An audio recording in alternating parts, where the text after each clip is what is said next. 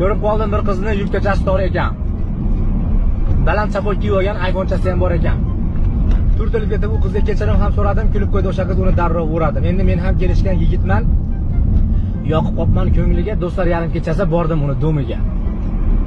Chinorin tagida bitta gudok tashladim, kirib olib uyga sekin gapni boshladim. Bo'ydoqchilik ekan do'stlar, shunday bo'lib qoldi, ayni qizg'in pallada uydalar kelib qoldi. Naqlarim bilmay, asta boshib qashladim, jon shirinda do'stlarim naq balkondan tashladim, 4-etajida. Do'stlar bunday yurishni onasini devordim. Qolib ketdi kiyimlar, mayka shortida keldim. Qishda edi.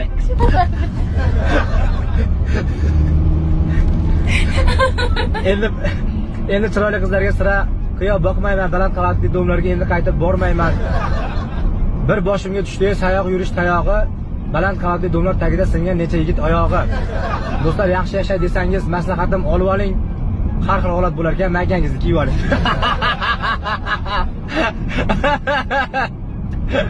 Bizga she'rlar yozib turamiz endi o'zimizni qalamimizga mansub. Qalam o'tkir bolalardanmiz.